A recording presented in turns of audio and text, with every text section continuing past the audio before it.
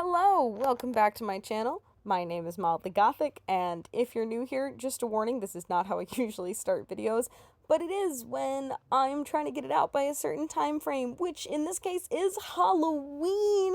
Happy Halloween, everyone, and thank you for joining me in the final part of this Beetlejuice series. It's been quite a ride, and in this I'll show you the finishing touches to the jacket, how I did the makeup, and show you the final product at the end. I'll keep this short and sweet. Thank you so much for joining me, and let's get into it. Alright, so we got a little bit of an update here, and so I have, these are the two outside panels, as in like outer layer, and then these are the two inside panels, and so I've sewn everything together except the center back. So what we have here is, so this is going to be the lapel. I've got my shoulder sewn together. This is all the inner lining. And then this is my outside panel. So I have my lapel there.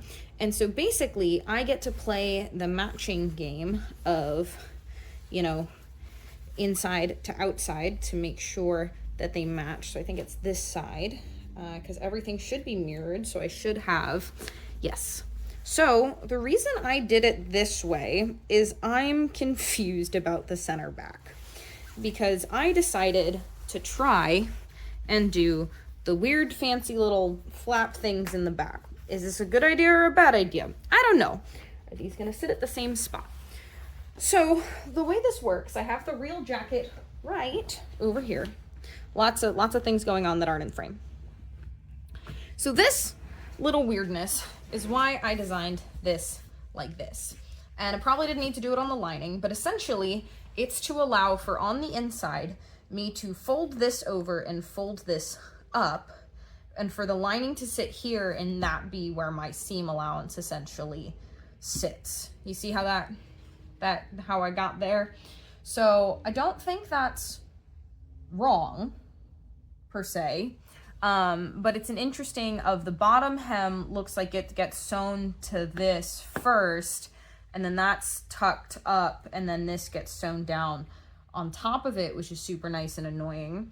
So I just need to make sure the top of these line up correctly, and I'm gonna have to trim, well, not necessarily trim this, because this, if I do it according to this jacket, is folded, because you can see the seam is in there, so this gets folded, and that's what makes that edge there, because if you'll notice, there's no top stitching around the edge of this jacket. So that's how I think this is going to work. Now this side is a little bit different, but I'm gonna do them kind of one at a time, I guess. And so here's another weird of, the linings are definitely sewn together until it gets to this point. So, you know, so maybe I'll sew the lining up until it gets to this point, and then figure out where it sits on the bottom. But this is like I don't know if I'm putting the cart before the horse, the person on the horse in the cart. I don't know what's going on, but things are definitely a little discombobulated. Again, never made a suit jacket before, so we are working with what we've got. I've also got the sleeves cut and half sewn together. I haven't sewn the other half of them together yet. But basically, I think I'm going to, so there's two ways I could do it. Well, no, because I'm not sewing these together except the bottom. So, and it looks like, because I did use the same back panel, I thought that was going to be easiest, is I just did the same back panel for the inside and the outside. So it looks like they'll line up appropriately. So I will sew those two pieces together, the back seams together, and then figure out which side is supposed to have. So the lining probably could have gotten cut in a straight line. That's fine. But I'll figure out which side is supposed to get this going on, or however that's supposed to work, that going on, and whichever one is the straight seam on the side. It's gonna be weird. I'll try to explain and show what I end up doing, but I think first things first is I'm gonna sew the two back pieces together. So the quick update is I started pinning the top of the collar together so that I could make sure that was all the right height to hem the bottom. And I realized before I sew the inner lining to the outside, I need to put pockets in. So next step is actually pockets. This is why patterning your own clothes can be kind of hard, is because not only do you have to reverse engineer what the pattern pieces look like, you have to reverse engineer how to put them together, and I'm not always the best at that second part. So we're working on it, but I think my pockets, I kind of have them drawn out on my patterns. I'll have to reference them again, but I think they go about right there, and they're supposed to go horizontal. I may lean into having them a bit angled to aid in the illusion with the arm. But anyways, we are going to figure out where the front pockets sit. So I've decided I'm going to do the pockets a little bit differently than the reference because of the fake arm illusion I'm trying to do. So the pockets for the real suit jacket are straight across, and it is a women's jacket, so it doesn't have an upper breasted pocket, and I'm not going to do one of those because these are already going to be annoying enough. So how am I going to do this? Well, I've marked out where I want the pocket to sit, and I have 4 of these little squares of my pocket lining fabric and then this fabric that matches. My plan is, and this is where my heart starts racing a little bit, I'm going to cut across and then open, and it's going to give me 2 little flaps. And those flaps are going to get sewn to different sides of the pocket. And so this will allow me to, on the bottom, you know, have a nice little extra rolled bit that should hopefully close the pocket, make it look nice and seamless and flat. And then once those 2 little side bits are sewn, then this will get flipped down, and then I will sew these 2 sections of the pocket together, and then I will have my pocket in my suit. The thing is, I've been sitting here and telling myself that that's what I'm going to do for like 20 minutes because I'm terrified to cut into this fabric. But I really think that I need to put the pocket in now, because if I sew the outer piece to the lining, I'm not going to be able to put the pocket in, and it's already a hazard with what is currently connected. So I think we are going to just go for it, but I'm stressed, but here we go. So cutting the pocket opening was proper terrifying, and that's because I first did it too big. I cut it way too big, and so had a little bit of a moment. But I ended up just making my little squares bigger. I just flipped them. Instead of being vertically, I put them horizontally because they were longer in that direction, and cut out new red pieces. So those are all sewn and stitched together. And so this is how I'm going to resolve the pocket edge, because I don't want a flap that covers it, because then I can't put the hand in as nicely. It's going to be a little bit awkward. So I'm going to do these nice angled pockets with this little bit of a ridge finished seam here. And so that is my seam from sewing this piece onto here. And so the inside, as you can see, is sewn on, and this is why you do that little bit of color that matches the outside of the jacket. So if the pocket opens a little bit, you don't actually see the pocket, you just see the nice inner lining. You just see the nice color of the jacket. So what I'm going to do first is essentially stitch. I'm going to stitch up these corners, and then I am considering stitching all the way down, kind of just following this little edge right there. Once I make sure that I get like the same width all the way across for my pocket to hold that little edge loop in place. And once that is in place, I will sew up the outside of my pocket. Is that the real way that you're supposed to do these? I don't know. Did I even look up how I'm supposed to do these? No, I just cut holes in my fabric and go for it. So yeah, I'm gonna do little straight stitches up on the edge there to hold that in. And then stitch across the bottom to hold this little extra flap in place, and then sew the pocket up, and then hopefully show you what it looks like. And once these are done, I can figure out where the hem is and sew the entire thing together, except I don't have the sleeves attached yet because we got to do the zipper. But I think if I can make the sewing look as neat as my pins do, I think these pockets are going to look just fine. Here is a quick little me trying it on in the mirror. Working on getting the hemline kind of sorted and even. This is a very closed neck. I think I would have had to design it a little differently to make it more open, so I'm not really sure what I can do about that. But we've got it pinned all the way around the back, and so I'm about to do the scariest thing ever, which is cut off this much fabric from the bottom and then hem the entire thing. I'm not going to do the inside hem the way that the original was done, just because that I've done enough to this right now. I just need to get it hemmed and have it look good, and I will be satisfied with that. So, but I have the entire thing pinned, and I'm very carefully trying not to stab myself. but we're about to sew this thing together. So I've been a busy little bee, and I have the top stitching done all the way around. And as you can see, I have one sleeve attached. This is flipped inside out. And this is the sleeve that will be going onto my right arm. It's inside out, so it's flipped right now. Because that one was easy and I wanted to make sure I could get that one on before I do this one. Because for this sleeve, that's where I'm going to attach a zipper, I think, to the back so that I can undo the sleeve and not like lose the functionality of the jacket. I want to be able to sew it back up and have the sleeve still exist, I don't know, function potentially, so I could wear the suit separate from the sandworm. So that's going to involve a little bit of weird finagling, but the entire inside is done and set there. So I have the undershirt just sitting off to the side so I could really make sure that this lays properly. It looks a little funny. It doesn't lay perfectly. It ripples a little bit, and that's definitely due to this fabric somewhat. But my plan is this entire thing is going to get super dirtied, and so all the little weird problem areas, I'm just gonna glue some moss. Plus this is on the underside, so you wouldn't even see that one. But I'm gonna go ahead and try to figure out the geometry, sorry for the chair squeaking, of this second sleeve, and then I will have almost a jacket. I still have to hem the sleeves, but I'm so close. I am very happy to report that there are 2 sleeves attached, and literally the only thing left is to hem the sleeves and attach the magnets to it. Now, I meant to do that before I sewed this entire thing up, and I forgot, so my plan is to just go into the lining somewhere and cut a small hole so that I can access it from the inside and place the magnets in that way. Because I do want them on the inside of the lining, not the outside. So if you open the jacket, you'll see the stitches, but not the magnets. So I do have to do that, and I meant to do that before I sewed both shoulders on, but that did not happen. And I'm very happy to report that this shoulder works as intended, and I think it sits at just the right point, so you still get the nice look of the sleeve while my arm is not in it. So we just have that there.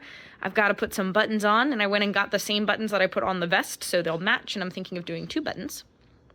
So I have to put buttons on, hem the sleeves, and put magnets in, and then dirty the whole thing up.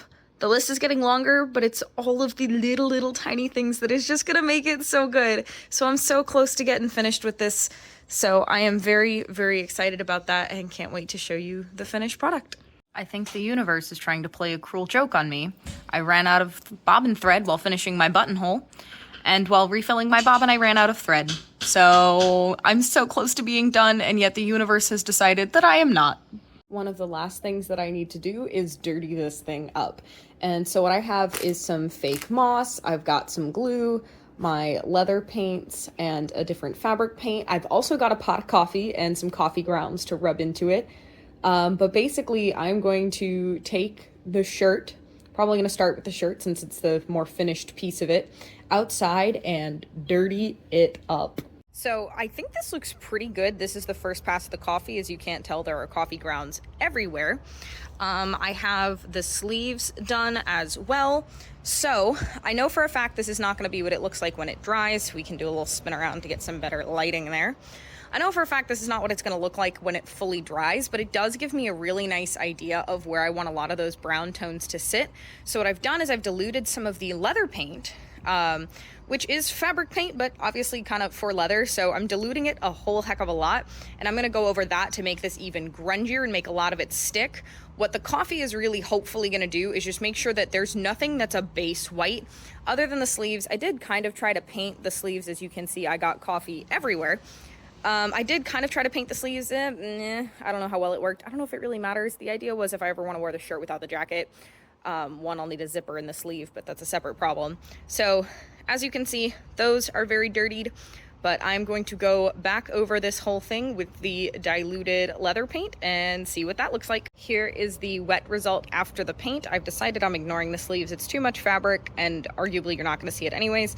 So I have the ends of the cuffs nice and gross, and I have this chest piece very nice and gross.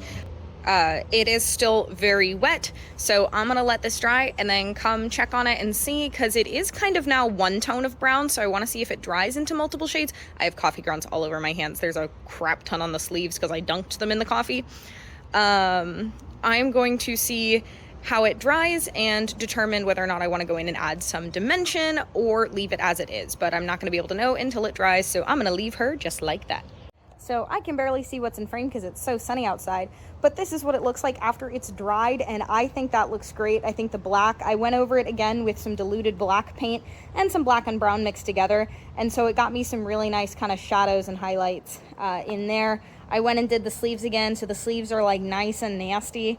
I think that looks fantastic.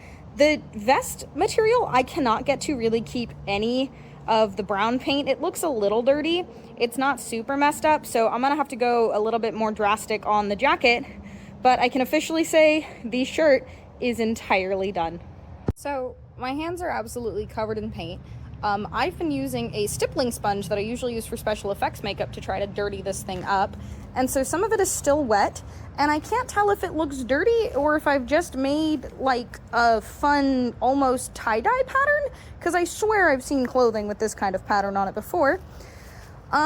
But I do kind of need to let it dry a little bit. There's some spots you can kind of see here that that's a ring of wetness, so that might not be as dark as that actually is. I did end up using some real, the normal fabric paint on top of the leather fabric paint to kind of help get this look. I think it's still too just overall clean. I really don't know. You can see the other shirt drying over there. I'm not really sure. I'm going to, when I think this is mostly dry, or I'm not going to transfer too much paint, I'm going to put the other shirt underneath this one to see if I think it works together or if it needs to be dirtier. But in the meantime, I'm going to start dirtying up the pants. So I am bug bitten to all hell, covered in paint. The pants are over there, but we have the outfit. I've dirtied up his little bow tie. I did make this. I'll explain how I made that in a little bit. But we have a costume. I've had to come to terms with what I'm going to get done by Halloween versus what I would like to do if I'm ever to submit this in a cosplay contest are different. So I'll touch on that at some point, of what I would have wanted to do to finish this and what I still might do to finish this to potentially take it to a contest versus what I'm doing just to get it done for Halloween. So one of the things is the under jacket doesn't have a zipper in it. I think I might just end up securing the fake arm with a safety pin instead of hook and eye, but we have the vest done. The last thing is to glue moss, and so I need to get this thing completely dry before I start doing that. But then I want to accent like the corners of the pockets, hide some of my weird problems up by the lapels, put it on the jacket, maybe down by the sleeves, maybe some on the cuffs. Just put that nice fake moss on there to really give it a little bit more dimension and character and really, really, really bring it to life. But we are essentially almost ready to wear. I keep saying that because like each little thing feels like I'm almost done, but I swear this time I'm literally almost done with it. I do want to add, there's something weirdly cathartic and also terrifying about dirtying something like this when it's designed to be so, you make it, and usually when you make clothes you want them to be pristine and neat and beautiful, and then in this project I'm like, nah, we're gonna make it as gross and disgusting as possible. And it feels really fun to be able to do that. And then it's also terrifying because like I can't take the paint off. So however I dirty it is how it's gonna be, and I better hope that I like it. So I don't quite like whatever happened there, but again, we're stuck with it. So maybe I'll put some moss on it and pretend that it's not a problem. But yeah, this has been a crazy process. It is the Monday before Halloween, so I am definitely cutting it down to the wire. But hey, sometimes that's just what life does, and you just gotta make it work. As Tim Gunn would say, it's a make it work moment. Okay, so while I currently look like a Who from Whoville, today is the day. So I have my hair done for the wig. That is why I look slightly ridiculous right now. It's done up. I can't find any of my bobby pins, so I am using, not ideal, these large flat clips. They can only contain so much hair at once. But it's fine, it's holding for now. And the reason I did it is because I was trying to figure out where the wig would sit on my head. So, to note, this is a cheap wig from Spirit Halloween. I bought a different wig, but it is a much brighter green, much more suited for something like a Joker or not Beetlejuice. It did look darker online, I will say. But this is the monstrosity we're working with. Getting a little bit of Doc Brown vibes. You know, just crazy old man hair. So, reason I wanted to put it on is so I could see where the hairline sits. A few things. I know Beetlejuice's hairline goes back further. I'm not doing that. I don't like bald caps, and I didn't want to deal with trying to match any of the flat front wigs that they sell for Beetlejuice because I think they look weird. This is not staying on my head whatsoever. Luckily, I'm basically wearing it for photos. And then nothing else. I can see myself in the mirror, and this looks so stupid. It's like way taller. I might take some scissors to it, maybe try to thin it out a little bit. That might also look bad. Not sure. Apologies if the audio in here is terrible. Oh, my head already itches. Hate this wig. But luckily I don't have to wear it for right now. I just need to see where it sits on my head to be able to figure out what it looks like. So that's the wig we're doing. And we're gonna turn into Beetlejuice. I'm very excited. So as far as I'm concerned, Beetlejuice has 3 main features. And besides the general grossness, he's got white skin, purple eye bags, and moss on his face. So this should be relatively straightforward, other than the fact that I am a woman and he's a dude. And so I want to maybe try to kind of tone down any features of my face that might be more inherently feminine, and go for the grungy masculine look. This is the same moss that I put on the jacket. It is this gray stuff. It breaks off into these small pieces. It's not real moss. This is fake. It feels like rubber. It feels very soft, actually. But I'm going to first base my face out in white, and we are going to go from there. I have purple and blue Diamond Effects paints. I also have black. I have the full rainbow, but I just have a couple of them with me here. I'm not going to worry about blocking out my eyebrows. I'm basically going to incorporate those into the sphere of his eye and go from there. I don't have nearly as much forehead as he does, obviously, because I'm not doing the bald cap. So we're going to have a little bit of a smaller face, but I think it's still going to get the point across, and hopefully the sandworm is a distraction.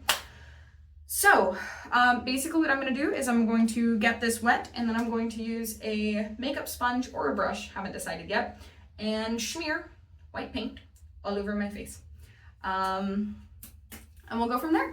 So, as stated, the very first thing I did was use a cosmetic makeup sponge, which is that lovely white triangle, and base my entire face out in white.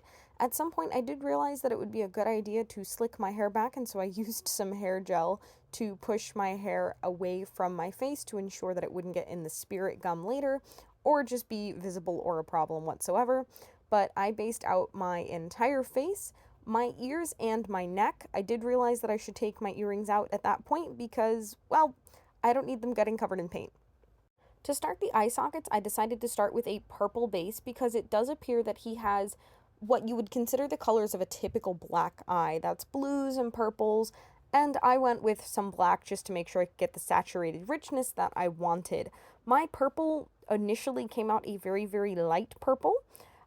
So once I saw that color, I was like, all right, I better define the outside of the sockets and then kind of work in. So I used black to define the outside of the socket using my eyebrow as the top line and bringing it just more onto my cheek than above my forehead because, again, I don't have nearly a tall enough forehead for this. Once I had my black border and my purple inside, I then went in with my dark blue and added some of that and then tried to use a wet purple brush to kind of blend it all together. And this is what kind of helped with the layering. I then kind of went with a black outline and then wet blended in some blue and then wet blended in some more purple to try to build up that color. And I think it ended up working out quite well. I did have to go back in at the end and refine the shape of the eye sockets because I did not do a good job of coloring in the lines. So the way I decided to do the moss on the face underneath the fake moss was with a stippling brush. And the three colors I used were the darkest green I have, which I know is still a very bright green, a brown, and a black. I started with the green because it's moss colored, and kind of just picked some areas on my face that look similar to Beetlejuice. I did have reference images up on my laptop to the side that you can't see. So I started with the green and then went on top of it with some brown, not necessarily staying in the same pattern, mostly staying in that and then branching off a little bit to get some extra variation in tone in there. And then I went over all of that again with a black to try to darken it, muddy it up, make it look more realistic. And I actually think these three colors and the stippling sponge ended up blending together really, really well to give it a very, very nice under effect for the moss that then went on top of it. Okay, so I'm not super happy with the color on the eye sockets yet, but I mean, I think it already gets the point across. If I wanted to stop here, I actually think I could, but that wouldn't be fun. So we're gonna do a little bit more. And so I've been trying to rip up these bits into smaller sections to kind of smoosh on my face at different points. That's a bad spot to choose if you want the camera to see. Good job. So like so. And I don't know if I want to completely cover the base that I did. I don't think so. I think I kind of want to do bits and pieces of this to make the gross that I put on my face look more gross. Sure, that's the words we're gonna use. I've kind of done my neck. I think I need to keep attacking it. I don't know how much it's gonna be visible, but it kind of matters to me. And I also think I'm gonna have to do this hand, which means I'm not gonna be able to get into and out of this costume by myself. Love it. So my plan is to use spirit gum. If you're going to use spirit gum, make sure you have spirit gum remover. Spirit gum is an adhesive. It's very common for special effects purposes, and it's the one I have, and I don't feel like sticking latex on my face right now, especially because I already did a base of paint. So we're gonna see how this goes. I'm going to do probably little small sections first that won't really matter, like this up on my forehead, and arguably that'll probably matter. So maybe that on my forehead, this on my side, and kind of see how it goes. I have done nothing as far as trying to make my face look more masculine, but you know, you just kind of do one of these. This is great. I'm putting this on the internet. Like and subscribe for more random content. So, spirit gum, moss on my face. Let's go. So the application method for spirit gum is apply it to the area you want to apply your prosthetic or applique, in this case moss. You wait for the spirit gum to get tacky on the skin before applying your applique to it. That's always the part I have a hard time with. This is why I don't like fake eyelashes either. I have a very hard time of like getting the glue in that perfect tacky. I'm a little impatient, but it worked actually quite well. I definitely could have used more. I don't think I used enough, and so I did have moss falling off my face at times as we were trying to get ready for pictures, but there was enough on it by the end. And essentially I just kind of went over my face in a pattern, starting in some of those smaller areas, putting spirit gum down, putting it down on a few places at a time, so while it got tacky, I could then apply moss, and just as I went. I broke the moss into smaller pieces and tried to kind of follow the shapes that I had and just make it look good, which is a very arbitrary measure, especially for a character that is supposed to look gross, so I just tried to make it look like Beetlejuice. I really don't have a better explanation for my thought process of putting it on my face other than, does it look like Beetlejuice yet? And if the answer was no, I put on more moss. So,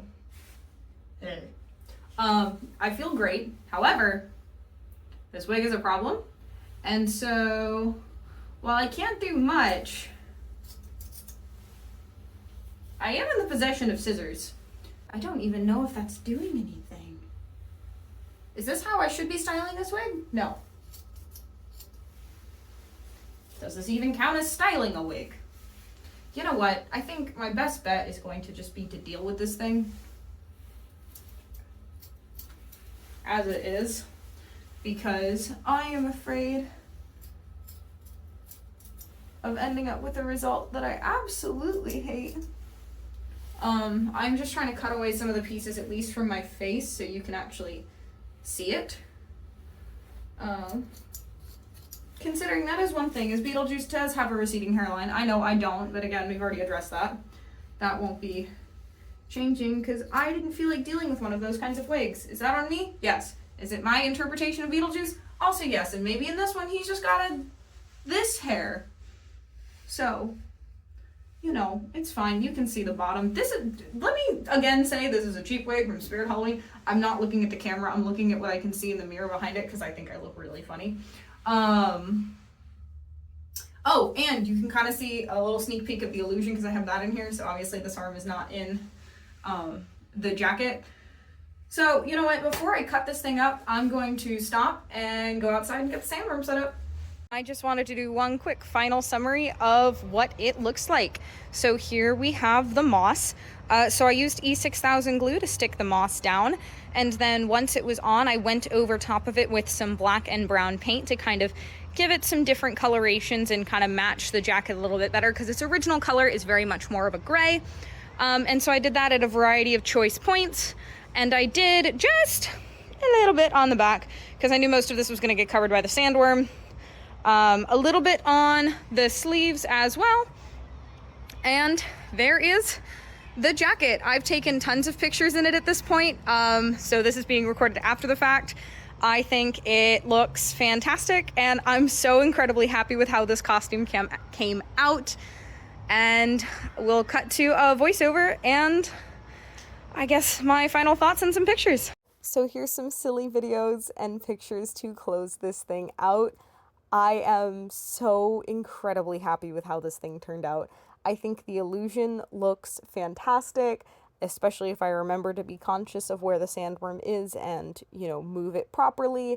I think the suit looks wonderful. The sandworm I'm still so freaking happy with. The only complaint I have is the wig, but I didn't make the wig. So you know what? That's on me for not buying a better wig, but I can always get a different one in the future. There's still some little tweaks that I want to do, again, especially as I said, if I ever want to enter this in an actual cosplay, like craftsmanship contest, but that will be in the future. So if you want to know what those edits would be, let me know in the comments down below, and I could make a little video talking about that. If there's any pieces of this costume I didn't talk about enough and you want to know more on how I did it and put it together, please let me know in the comments down below. I know this last part was a little rushed because I really, really wanted to get it out by Halloween. So if I haven't said it already, happy Halloween. Thank you so much for joining me. And if you've stuck around this long, please leave a like, a comment, just good vibes. I seriously appreciate it so much. This project has been a crazy roller coaster, and I'm so happy if you've chosen to be on this journey with me. If this is the first video you're seeing and you have no idea what I'm talking about, I have an entire playlist of all of the videos that have gone into making this Beetlejuice cosplay / costume. I don't know exactly what to call it. This wonderful piece of weirdness, and if you like my weird little corner of the internet, I'd love it so much if you would stick around. And with that, I will see you in the next one.